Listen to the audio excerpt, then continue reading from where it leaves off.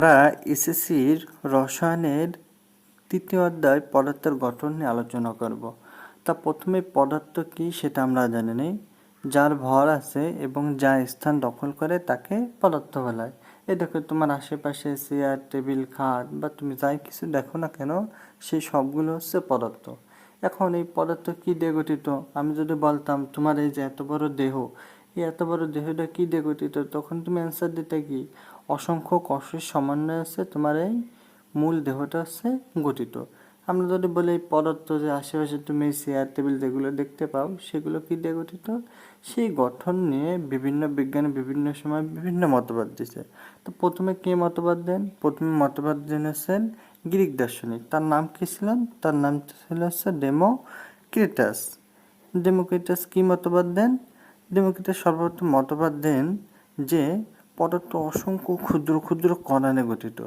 তিনি এই ক্ষুদ্র ক্ষুদ্র কণার নাম দেন হচ্ছে অ্যাটম বা পরমাণু। এই গ্রিক ভাষায় অ্যাটম বা পরমাণু শব্দের অর্থ হচ্ছে অবিভাজ্য একক। অর্থাৎ তার মতে এই অ্যাটম বা পরমাণু হচ্ছে পদার্থের সবচাইতে অবিভাজ্য, মানে কি অ্যাটম বা পরমাণুকে আর কিছু ভাঙা যায় না। কিন্তু পরবর্তীতে আমরা বিভিন্ন পরীক্ষা নিরীক্ষার মাধ্যমে দেখেছি যে যে পরমাণুকে ভাঙলে electron, proton, neutron, positron, motion ইত্যাদি মৌলিক কণাও পাওয়া যায়। তার মানে কি পরমাণু হচ্ছে তোমার অবিভাজ্য একক নয়। এখন দেখো ইলেকট্রন, প্রোটন, নিউট্রন এই তিনটা হচ্ছে পরমাণুর ভিতর স্থায়ী মৌলিক কণিকা। ইলেকট্রন, প্রোটন, নিউট্রন এই তিনটা হচ্ছে পরমাণুর স্থায়ী কণিকা। আর যে পজিট্রন আর মোশন ইত্যাদি যে সমস্ত মৌলিক কণিকা আছে সেগুলো স্থায়ী নয়, সেগুলো অস্থায়ী হিসেবে পরমাণুর ভিতরে পাওয়া যায়। এই যে ইলেকট্রন, ইলেকট্রন কি ঋণাত্মক চার্জ বিশিষ্ট, প্রোটন হচ্ছে ধনাত্মক চার্জ বিশিষ্ট, আর নিউট্রনের কোনো চার্জ নেই। আচ্ছা, এখন গঠনের উপর ভিত্তি করে এই যে পদার্থ আমরা জানলাম পদার্থ সম্পর্কে, গঠনের উপর ভিত্তি করে এই পদার্থ কত প্রকার? গঠনের উপর ভিত্তি করে পদার্থ হচ্ছে দুই প্রকার। একটা হচ্ছে মৌলিক পদার্থ আর একটা হচ্ছে যৌগিক পদার্থ। একটা হচ্ছে মৌলিক পদার্থ আর একটা হচ্ছে যৌগিক পদার্থ। মৌলিক পদার্থ কাকে বলে? যে পদার্থকে ভাঙলে অন্য কোনো পদার্থ পাওয়া যায় না, তাদেরকে বলা হয় মৌলিক পদার্থ। আর যৌগিক পদার্থ কাকে বলে? যে পদার্থকে ভাঙলে একাধিক মৌলিক পদার্থ পাওয়া যায় তাকে বলা হয় যৌগিক পদার্থ। যৌগিক পদার্থই হচ্ছে একাধিক মৌলিক পদার্থের সংমিশ্রণ। মৌলিক পদার্থ কোনগুলো? মনে করেন আমি যদি 24 ক্যারেটের সোনা নিই, 24 ক্যারেটের সোনা কি একেবারে বিশুদ্ধ? এখন 24 ক্যারেটের সোনাটা যদি তুমি ভাঙো তাহলে কলাম তুমি শুধুমাত্র সোনাই পাবা। এই জন্যই সোনা হচ্ছে 24 ক্যারেটের সোনা হচ্ছে মৌলিক পদার্থ। কিন্তু তুমি যদি 18 ক্যারেটের সোনা বা 22 ক্যারেটের সোনা যদি তুমি ভাঙো তাহলে তুমি এই সোনার সাথে সাথে অন্যান্য কোনো কিছু অপদ্রব্য তুমি পাবা। সেগুলো তাহলে হয়ে গেল কি যৌগিক পদার্থ। বা আমরা আর একটা উদাহরণ দিতে পারি, আমরা যে পানি দেখি, এই পানিকে আমরা যদি তড়িৎভাবে বিশ্লেষণ করি তাহলে সেখানে পাবো কি হাইড্রোজেন আর অক্সিজেন, মানে দুইটা মৌলিক পদার্থ পাবো। যেহেতু দুইটা মৌলিক পদার্থ পাচ্ছি তাহলে এটা কি যৌগিক পদার্থ। এবার আমরা জানবো কোন একটা পরমাণুর ভিতর এই ইলেকট্রন থাকে কয়টা, প্রোটন থাকে কয়টা, নিউট্রন থাকে কয়টা, এগুলো আমরা হচ্ছে জানবো। আসলে দেখো এই পর্যন্ত আবিষ্কৃত মৌল বা পরমাণুর সংখ্যা কত? এই পর্যন্ত আবিষ্কৃত মৌলের সংখ্যা হচ্ছে 118টি। তাহলে এই যে 118টি মৌল, তার ভিতরে অবশ্যই প্রোটন, ইলেকট্রন, নিউট্রন এইগুলোর কি তারতম্য আছে? কারণ যদি ভিন্নতাই যদি না থাকতো তাহলে তো 114টা বা 118টা মৌল হইতো না। 118টা হচ্ছে মূলত মৌল, কিন্তু আইউপ্যাক যে সংস্থা আছে সেই সংস্থা 114টা মৌলকে স্বীকৃতি দিয়েছে। তাহলে আমরা কোন একটা পরমাণুর ভিতরে কতটা প্রোটন, কতটা ইলেকট্রন, কতটা নিউট্রন এটা আমরা জানবো।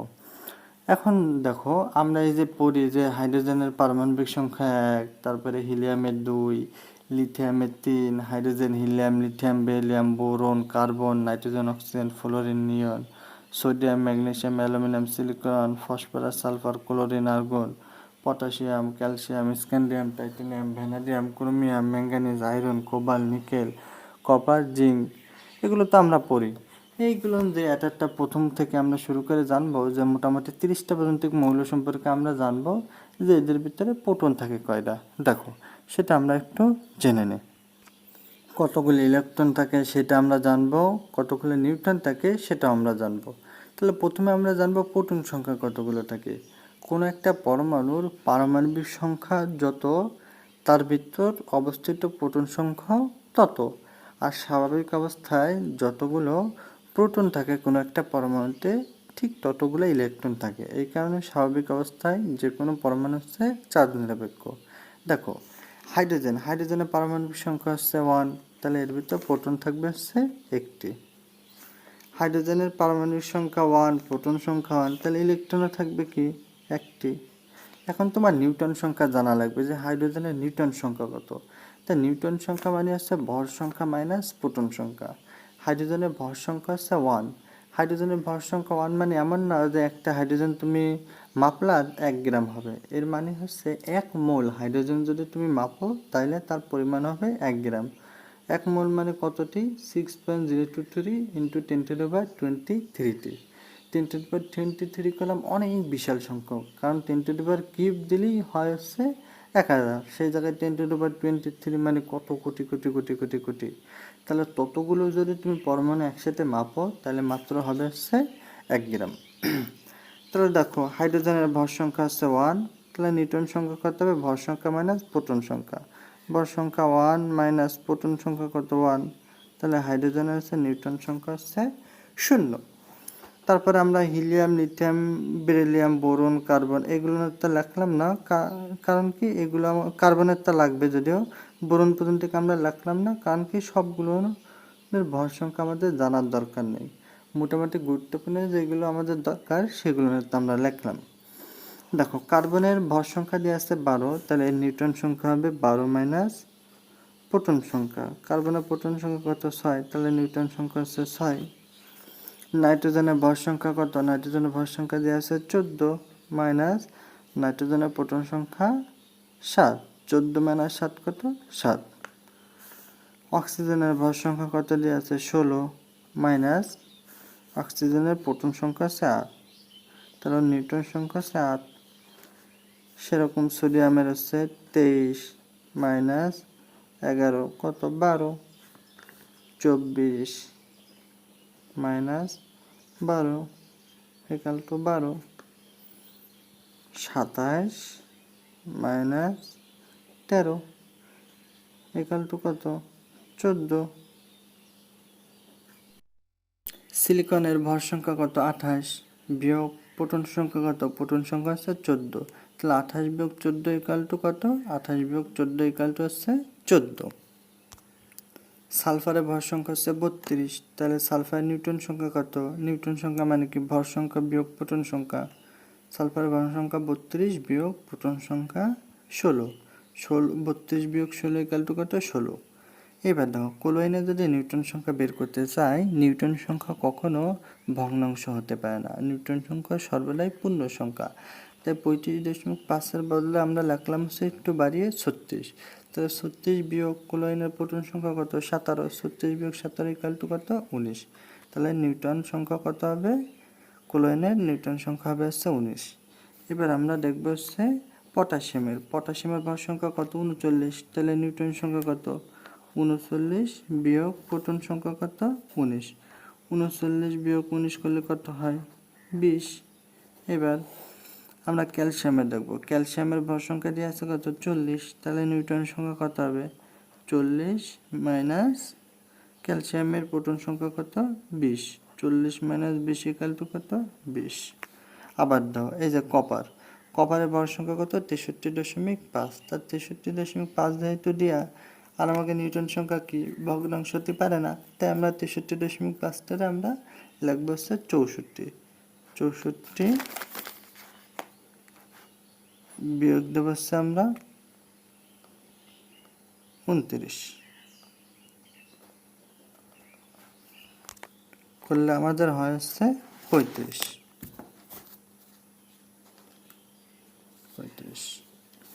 এবার আমরা বাকিগুলোর যেই প্রোটন সংখ্যা, ইলেকট্রন সংখ্যা আছে এগুলো আমরা লিখে নিই। আমরা একটু আগে দেখেছিলাম কি হাইড্রোজেনের নিউটন সংখ্যা হচ্ছে 0, কিন্তু আমরা জানি কি আমরা জানি যে কোনো পরমাণুতে স্থায়ী মৌলিক কণিকা হিসেবে ইলেকট্রন, প্রোটন ও নিউট্রন থাকে। তাহলে হাইড্রোজেনের যে আমরা নিউট্রন সংখ্যা 0 বললাম, সেই 0 হওয়া কলম যুক্তিসঙ্গত নয়। আসলে হাইড্রোজেন যে আমাকে স্বাভাবিক হাইড্রোজেন দেখি, তার নিউট্রন সংখ্যা 0 হলেও এর যে আইসোটোপ আছে তার নিউট্রন সংখ্যা অবশ্যই 0 না, তার নিউট্রন সংখ্যা আছে। এখন আইসোটোপ কাকে বলে এই জিনিসটা আমাকে জানতে হবে। আইসোটোপ কাকে বলে? যাদের প্রোটন সংখ্যা একই কিন্তু ভর সংখ্যা হচ্ছে ভিন্ন, তাদেরকে বলা হয় পরস্পরের আইসোটোপ।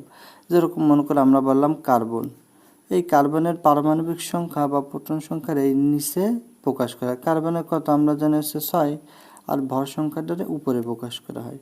কার্বনের ভর সংখ্যা হচ্ছে 12। আর একটা কার্বন আছে, সেই কার্বনের প্রোটন সংখ্যা একই বা পারমাণবিক সংখ্যা 6, ভর সংখ্যা হচ্ছে 14। দেখো এই দুইটা কার্বনের এই ভর সংখ্যা কলাম ভিন্ন কিন্তু প্রোটন সংখ্যা কলাম কি একই, তাই আমরা বলবো এটা হচ্ছে পরস্পরের আইসোটোপ। ঠিক সেরকম হাইড্রোজেনের আইসোটোপ আছে হচ্ছে 7টি, যার ভিতরে 3টে হচ্ছে প্রকৃতিতে পাওয়া যায়।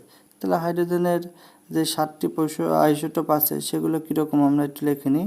হাইড্রোজেন 1, 2, 3, 4, 5, 6, 7টা। পারমাণবিক সংখ্যা বা প্রোটন সংখ্যা নিচে এরকম প্রকাশ করে, সব কটা দিলাম 1। আর যে ভর সংখ্যা হচ্ছে উপরে প্রকাশ করে। প্রথমটার ভর সংখ্যা কত? প্রথমটার ভর সংখ্যা 1, দ্বিতীয়টার ভর সংখ্যা হচ্ছে 2, 3, 4, 5, 6, 7। মূলত এই 3টা হচ্ছে আমরা প্রকৃতিতে পেয়ে থাকি। এখন দাও এদের ক্ষেত্রে যদি আমরা নিউট্রন সংখ্যা বের করি, নিউট্রন সংখ্যার মান কত হবে? ভর সংখ্যা বিয়োগ প্রোটন সংখ্যা সমান কত? 0। এর ক্ষেত্রে নিউট্রন সংখ্যা কত হবে? ভর সংখ্যা মাইনাস প্রোটন সংখ্যা সমান 1। এর ক্ষেত্রে নিউট্রন সংখ্যা কত হবে? 2। এই প্রথম যে আইসোটোপ এটার বলা হয় পোটিয়াম, দ্বিতীয় যে আইসোটোপ এটার বলা হয় ডিউটেরিয়াম, আর তৃতীয় যে আইসোটোপ সেটার বলা হয় ট্রিটিয়াম। তাহলে আমরা দেখলাম আমরা যে স্বাভাবিক হাইড্রোজেনটা দেখি বা যে স্বাভাবিক হাইড্রোজেনটা ব্যবহার করি, তার নিউট্রন সংখ্যা 0 হলেও এদের যে আইসোটোপ আছে তাদের অবশ্যই নিউট্রন সংখ্যা 0 নয়। আচ্ছা, এই আইসোটোপ নিয়ে আমাদের মজার একটা টপিক আছে, টপিকটা হলো তেজস্ক্রিয়তা। এই তেজস্ক্রিয়তা নিয়ে আমরা একটু জেনে নিই। বিজ্ঞানী হেনরি বেকেরেল 1896 সালে ইউরেনিয়াম যৌগের কাছে একটা ফটোগ্রাফিক প্লেট রাখলো। মনে করে এসে একটা ফটোগ্রাফিক প্লেট তিনি রাখলো, কিন্তু তিনি পরবর্তীতে অনুধাবন করেন হচ্ছে যে এইরকম মনে করে সাদা একটা ফটোগ্রাফ প্লেট সেটা হচ্ছে হালকা কুয়াশাচ্ছন্ন হয়ে যাচ্ছে। মানে তিনি এটা অনুধাবন করেন যে যেহেতু এখানে আছে একটা যৌগ, সেটা হচ্ছে কি ইউরেনিয়ামের একটা যৌগ, ইউরেনিয়ামের আইসোটোপের একটা যৌগ, আর এখানে একটা সাদা একটা প্লেট রেখেছে, সেই প্লেটটা দেখা যাচ্ছে হালকা কুয়াশাচ্ছন্ন। এখন এই হালকা কুয়াশাচ্ছন্ন যে হয়েছে এর কারণটা কি? কারণটা হচ্ছে কি তিনি বলেন হচ্ছে এই যে যৌগ রেখেছে এই যৌগ থেকে হচ্ছে বিভিন্ন ধরনের রশ্মি নির্গত হয়েছে, এই রশ্মি নির্গতের দরুন হচ্ছে এই ফটোগ্রাফি প্লেটটা হচ্ছে ঝাপসা হয়ে গেছে। তিনি এই ঘটনার নাম দেন হচ্ছে তেজস্ক্রিয়তা। আর যে সকল পরমাণু থেকে বা যে সকল পরমাণু আইসোটোপ থেকে এই সমস্ত তেজস্ক্রিয় রশ্মি নির্গত হয় তাদেরকে তিনি বলেন হচ্ছে তেজস্ক্রিয় মৌল। আর এই তেজস্ক্রিয় মৌল বা তেজস্ক্রিয় আইসোটোপ থেকে সাধারণত 3 ধরনের হচ্ছে রশ্মি নির্গত হয়। একটা হচ্ছে আলফা রশ্মি, দ্বিতীয়ত বিটা রশ্মি, আর তৃতীয়টা হচ্ছে গামা রশ্মি। তাই আমরা এই তেজস্ক্রিয়তা নিয়ে হালকা একটু আলোচনা করলাম। এবার তেজস্ক্রিয়তার ব্যবহারটা আমরা একটু বই থেকে পড়ে নেব। এবার ভর সংখ্যা বা আপেক্ষিক পারমাণবিক ভর বের করার নিয়ম আমরা শিখব। তো এটা দুটি উপায়ে বের করা যায়। একটা হচ্ছে পরমাণুর ভর থেকে, মানে তুমি যেই পরমাণুটার ভর সংখ্যা নির্ণয় করতে চাও সেই পরমাণুর ভর কতটুকু সেই পরিমাণ থেকে তুমি ভর সংখ্যা নির্ণয় করতে পারো। আর একটা হচ্ছে পর্যাপ্ততার পরিমাণ থেকে, মানে কি ওই যে পরমাণুটা আছে সেটা প্রকৃতিতে কি পরিমাণ পাওয়া যায় সেই পর্যাপ্ততার পরিমাণ থেকেও তুমি ভর সংখ্যা বের করতে পারো। তা প্রথমে আমরা দেখি পরমাণুর ভর থেকে কিভাবে ভর সংখ্যা বের করা যায়। ভর সংখ্যার সূত্র হচ্ছে পরমাণুর ভর ডিভাইডেড বাই কার্বন 12 আইসোটোপের 1/12 অংশের ভর। তার মানে তোমার ভর সংখ্যা যদি তুমি নির্ণয় করতে হয় তাহলে তোমার কার্বন 12 আইসোটোপের 1/12 অংশের ভরটা তোমার জানতে হবে। তার মানে আগে আমাকে কার্বন 12 আইসোটোপের ভর জানতে হবে, তারপর তার 12 ভাগ করলে যতটুকু হয় সেই মানটুকু আমাকে লাগবে হচ্ছে ভর সংখ্যা বের করতে গেলে। তা কার্বন 12 আইসোটোপের ভর হচ্ছে 1.992 × 10⁻23 গ্রাম। কার্বন 12 আইসোটোপ বলতে কি কার্বনের দেখো দুইটা আইসোটোপ আছে। একটা আইসোটোপে কার্বনের ভর সংখ্যা হচ্ছে 12, আর একটা আইসোটোপে কার্বনের ভর সংখ্যা আছে 14। যে আইসোটোপে কার্বনের ভর সংখ্যা আছে 12 সেটার বলা হয় কার্বন 12 আইসোটোপ। ওই কার্বন 12 আইসোটোপ ওই একটা যদি পরমাণু তুমি মাপো তাহলে হবে হচ্ছে এত গ্রাম। এর 1/12 অংশে ভর কত, এটাতে তুমি 12 দিয়ে ভাগ দিবা, 12 দিয়ে যদি ভাগ দাও তাহলে আসবে হচ্ছে 1.66 ইন্টু 10⁻24 গ্রাম। কার্বন 12 আইসোটোপের এই ভরটা ব্যবহার করে আমরা সে পরমাণুর ভর নির্ণয় করতে পারি। আমরা দেখি এখন একটা আমরা প্রশ্ন দেখি, একটি ক্লোরিন পরমাণুর ভর 5.893 ইন্টু 10⁻23 গ্রাম হলে ক্লোরিন পরমাণুর আপেক্ষিক পারমাণবিক ভর বা ভর সংখ্যা কত? আচ্ছা, আমরা জানি কি, আমরা জানি ভর সংখ্যা ইকুয়াল টু পরমাণুর ভর ডিভাইডেড বাই কার্বন 12 আইসোটোপের 1/12 অংশের ভর। দেখো ক্লোরিন পরমাণুর ভর কত দিয়ে আছে এত, আর আমরা জানি কি কার্বন 12 আইসোটোপের ভর এই একটু আগে আমরা যেটা বের করলাম সেটা কত এত। তাহলে আমরা পরমাণুর ভরটা লিখি, পরমাণুর ভর হচ্ছে 5.89 into 893 into 10⁻23 divided by carbon 12 আইসোটোপের 1/12 অংশে ভর কত 1.66 ইন্টু 10⁻24। এখন এই দুটো যদি আমরা ক্যালকুলেশন করি তাহলে আমাদের আসবে হচ্ছে 35.5। তাহলে ক্লোরিন পরমাণুর ভর সংখ্যা হচ্ছে 35.5। এইভাবে আমরা পরমাণুর ভর থেকে খুব সহজেই ওই পরমাণুর ভর সংখ্যা বের করতে পারি। এবার আমরা শিখব পর্যাপ্ততার শতকরা পরিমাণ হতে কিভাবে আপেক্ষিক পারমাণবিক ভর বা ভর সংখ্যা আমরা বের করতে পারি। আপেক্ষিক পারমাণবিক ভরের সূত্র হচ্ছে m1 প্লাস m2, যেখানে m হচ্ছে পারমাণবিক ভর ইন্টু পর্যাপ্ততার পরিমাণ ডিভাইডেড বাই 100। এখানে m1 প্লাস m2 দিচ্ছি যদি দুইটা আইসোটোপ থাকে, কিন্তু ওই পরমাণুর যদি তিনটা আইসোটোপ থাকে তখন হবে হচ্ছে কি m1 plus m2 plus m3। যদি চারটা আইসোটোপ থাকে তাহলে m1 plus m2 plus m3 plus m4 এরকম হবে। যাই হোক, আমরা একটা উদাহরণ দেখি। এই যে একটা প্রশ্নটি আছে, আইসোটোপ ক্লোরিনের ভর সংখ্যা এখানে 35, এদের শতকরা পরিমাণ হচ্ছে 75, আর একটা আছে ভর সংখ্যা হচ্ছে 37, এর শতকরা পরিমাণ হচ্ছে 25। বলেছে কি ক্লোরিন পরমাণুর আপেক্ষিক পারমাণবিক ভর বা ভর সংখ্যা বের করো। আচ্ছা, এর কি কয়টা আইসোটোপ আছে? দুইটা আইসোটোপ আছে, তাহলে ক্লোরিন পরমাণুর ভর সংখ্যা কত হবে m1 প্লাস m2। এখন m কি, m হচ্ছে পারমাণবিক ভর ইন্টু পর্যাপ্ততার পরিমাণ। পারমাণবিক ভর কত, পারমাণবিক ভর এর ক্ষেত্রে দিয়ে আছে কত 35 ইন্টু পর্যাপ্ততার পরিমাণ, পর্যাপ্ততার পরিমাণ কত দিয়ে আছে 75 ডিভাইডেড বাই 100। আবার এখানে প্লাস m2 কি আবার পারমাণবিক ভর, এদের পারমাণবিক ভর কত 37 গুণ পর্যাপ্ততার শতকরা পরিমাণ কত 25 ডিভাইডেড বাই 100। আমরা যদি এইটুকু ক্যালকুলেশন করি তাহলে আসবে হচ্ছে 26.25 প্লাস এইটুকু যদি ক্যালকুলেশন করি তাহলে আসবে হচ্ছে 9.25। 26.25 আর 9.25 এটা যদি আমরা যোগ করি তাহলে আসবে হচ্ছে আমাদের 35.5। ক্লোরিনের ভর সংখ্যা হচ্ছে 35.5। তাহলে এইভাবে করলাম আমরা খুব সহজেই পর্যাপ্ততা শতকরা পরিমাণ থেকে আপেক্ষিক পারমাণবিক ভর বা ভর সংখ্যা বের করতে পারি। জানি কি পরমাণুতে ইলেকট্রন সমূহ সুবিন্যস্তভাবে সজ্জিত থাকে। আমরা সেই ইলেকট্রন সমূহ কিভাবে সুবিন্যস্তভাবে সজ্জিত থাকে তা ইলেকট্রন বিন্যাস সম্পর্কে আমরা শিখব। তা আমরা একটা বিল্ডিং কল্পনা করি, এই বিল্ডিংটা অন্যরকম একটা বিল্ডিং। কারণ কি আমরা এই কারণেই বলতেছি অন্যরকম একটা বিল্ডিং, কারণ এই বিল্ডিংয়ের প্রথম যেই তলা সে প্রথম তলায় আছে একটা রুম, দ্বিতীয় যেই তলা সেই দ্বিতীয় তলায় আছে দুইটা রুম, তৃতীয় যেই তলা সেই তৃতীয় তলায় আছে তিনটা রুম, আর চতুর্থ তলায় সেটা আছে 4টে রুম। বিল্ডিংয়ের বৈশিষ্ট্য এরকম যে প্রথমে তোমার এস রুম থাকতে হবে।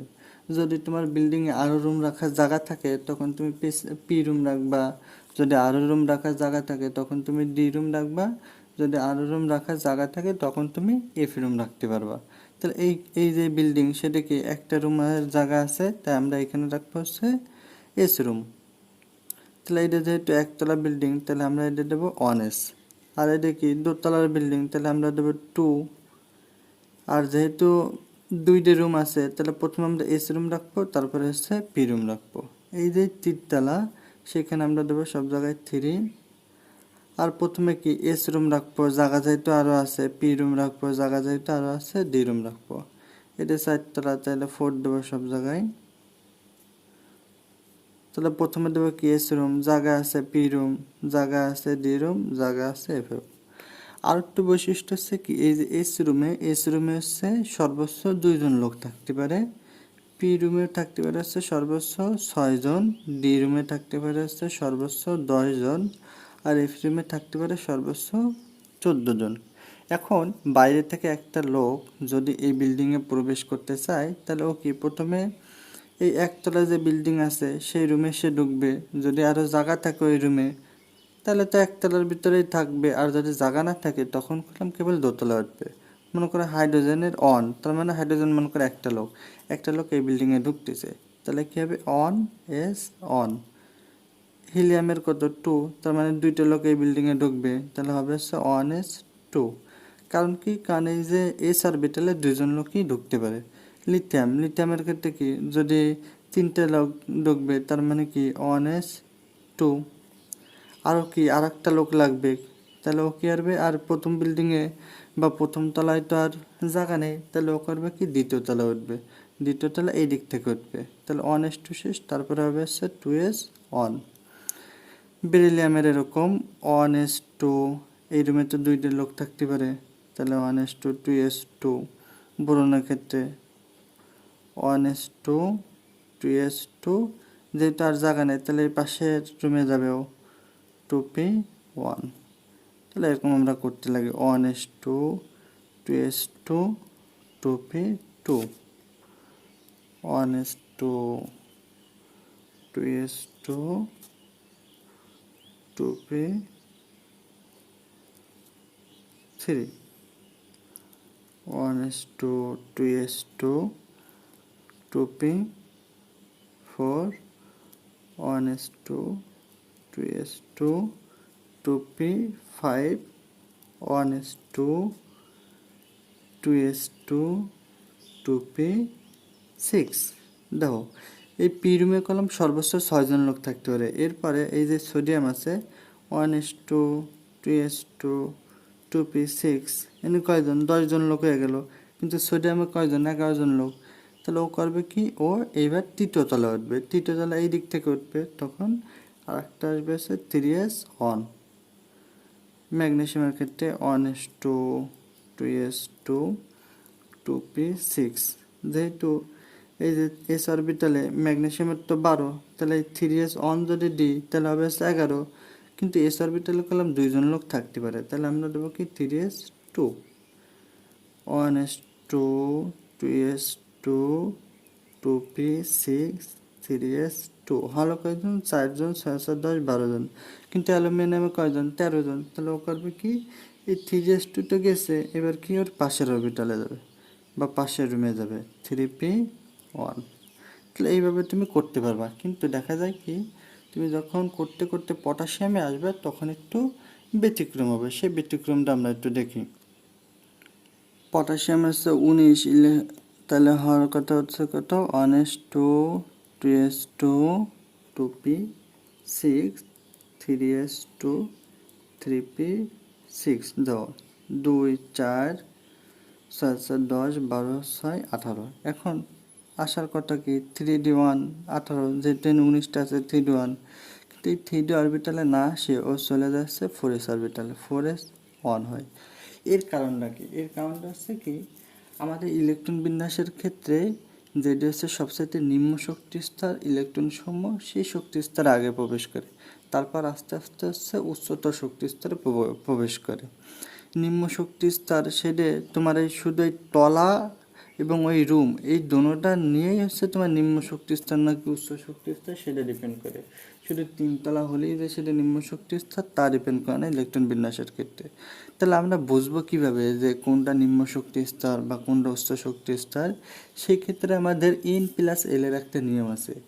n+l এর মান যে শক্তি স্তরের ক্ষেত্রে হচ্ছে কম সেটা হচ্ছে নিম্ন শক্তি স্তর, আর যার ক্ষেত্রে n+l এর মান হচ্ছে বেশি সেটা হচ্ছে উচ্চ শক্তি স্তর। দেখো 3d অরবিটাল, 3d অরবিটালের ক্ষেত্রে অরবিটালের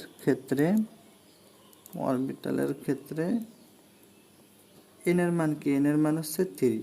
এখানে এন প্লাস এল, তাহলে এল কি? এন হচ্ছে প্রধান কোয়ান্টাম সংখ্যা আর এল হচ্ছে সহকারী কোয়ান্টাম সংখ্যা। এন তো বুঝলাম এইটা, কিন্তু এল কি? এল হচ্ছে 0 থেকে n মাইনাস এন পর্যন্ত।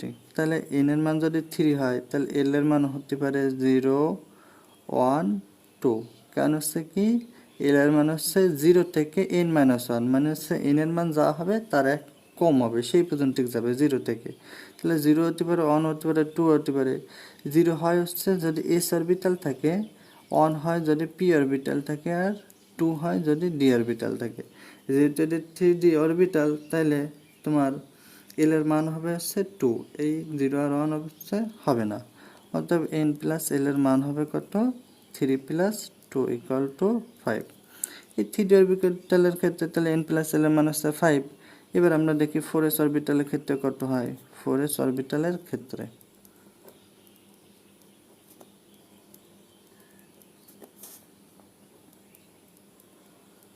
n এর মান কত? n এর মান হচ্ছে 4। l এর মান কি হবে? আমরা যখন বলেছি হচ্ছে 0 থেকে n মাইনাস 1, তাহলে 0 হবে, অথবা 1 হতে পারে, অথবা 2 হতে পারে, অথবা 3 হতে পারে। যেহেতু n এর মান 4, তাহলে 3 পর্যন্ত হবে। 0 হয় কোন সময়? s অরবিটালের ক্ষেত্রে। 1 হয় কোন সময়? যদি p অরবিটাল থাকে। 2 হয় কোন সময়? যদি d অরবিটাল থাকে। আর 3 হয় কোন সময়? যদি f অরবিটাল থাকে। এটা যেহেতু s অরবিটাল আছে, তাহলে তোমার l এর মান হবে হচ্ছে 0। এই মানগুলো হচ্ছে হবে না। অতএব n plus n plus l এর মান কত হবে? n প্লাস l এর মান হবে হচ্ছে, n এর মান কত? 4 প্লাস l এর মান হচ্ছে 0। তাহলে 4 প্লাস 0 করলে কত হয়? 4। দাও, 4s অরবিটালের ক্ষেত্রে n প্লাস l এর মান হচ্ছে 4, কিন্তু 3d অরবিটালের ক্ষেত্রে n প্লাস l এর মান হচ্ছে 5। তার মানে আমরা বলবো হচ্ছে 4s অরবিটালের ক্ষেত্রে যেহেতু n প্লাস l এর মান কম, তাহলে এটা হচ্ছে নিম্ন শক্তি স্তর। আর 3d অরবিটালের ক্ষেত্রে যেহেতু n প্লাস l এর মান হচ্ছে বেশি, তাহলে এটা হচ্ছে উচ্চ শক্তি স্তর। এই কারণে ইলেকট্রন যখন প্রবেশ করবে, আগে 4s অরবিটাল প্রবেশ করবে, তারপর হচ্ছে 3d অরবিটালে প্রবেশ করবে। তাহলে এইভাবে হচ্ছে পরমাণুতে ইলেকট্রন সমূহ প্রবেশ করে থাকে। যদি একটু ব্যতিক্রম আছে, সে ব্যতিক্রম হচ্ছে সেগুলো আমরা একটু দেখব। ব্যতিক্রমটা দেখার আগে আমরা ইলেকট্রন বিন্যাসের এই যে সূত্রটার মতন আছে, এই সূত্রটা একটু মুখস্থ করবো। 1s2 2s2 2p6 3s2 3p6 4s2 3d10 4p6 5s2 4d10। এই সূত্র যদি আমরা মুখস্থ করতে পারি, তাহলে আমাদের ওই ব্যতিক্রম বাদে যতগুলো ইলেকট্রন বিন্যাস আছে অত বারবার চেক করে দেখা লাগবে না যে কোনটা নিম্ন শক্তি স্তর, কোনটা উচ্চ শক্তি স্তর। সেটা একেবারে এর ভিতরে সাজানো আছে। যেরকম দেখো, আমরা যদি এখানে বলি,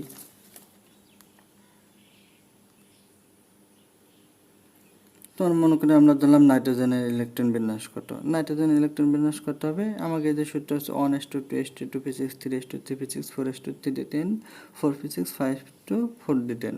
নাইট্রোজেনের কত হবে? 7। তাহলে প্রথম আমরা নেব 1s2 2s2 4 হয়ে গেল। তাহলে আর লাগবে কয়টা? 3d, তাহলে 2p3 1s2 2s2 2p3।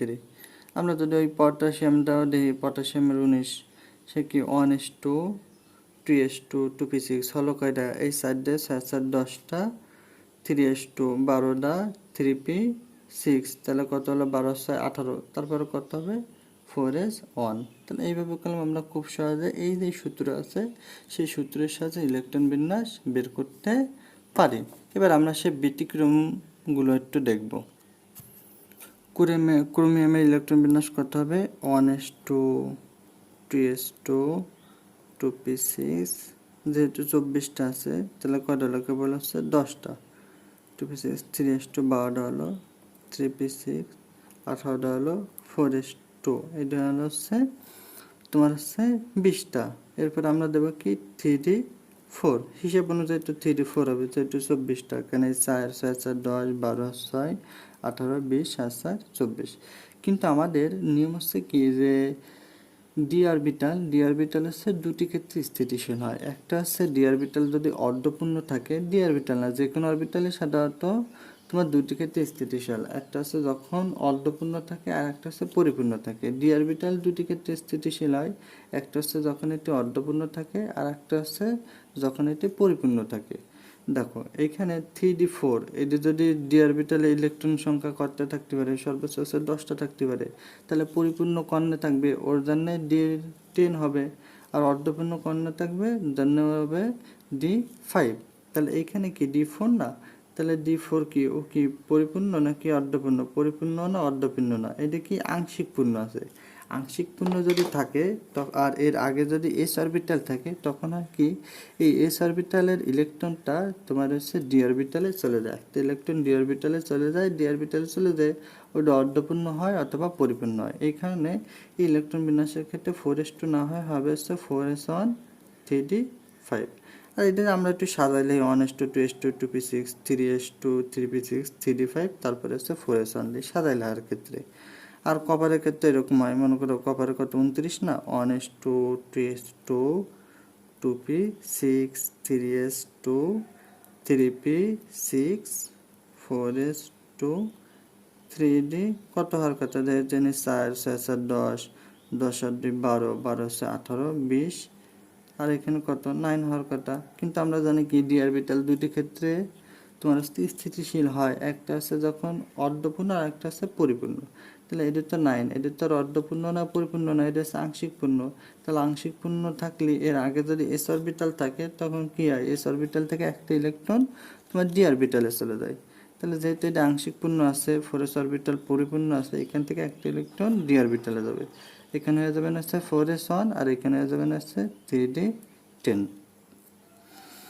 এটা হচ্ছে কপার। জিঙ্কের ক্ষেত্রে কি হবে 1s2 2s2 2p6 3s2 3p6। এখানে তো এই জিঙ্কের ক্ষেত্রে 30 না, তাহলে তোমার এখানে 4s2 3d10। এদের ক্ষেত্রে এরকম থাকে, কারণ কি, কারণ হচ্ছে কি এই যে ডি অরবিটালটা এমনিটাই পরিপূর্ণ আছে, এখান থেকে ইলেকট্রন নেওয়ার তো কোনো প্রশ্নই আসে না। জিঙ্কের ক্ষেত্রে হচ্ছে তোমার ইলেকট্রন বিন্যাস ঠিকই থাকে, ব্যতিক্রম থাকে হচ্ছে ক্রোমিয়াম আর কপারের জন্য।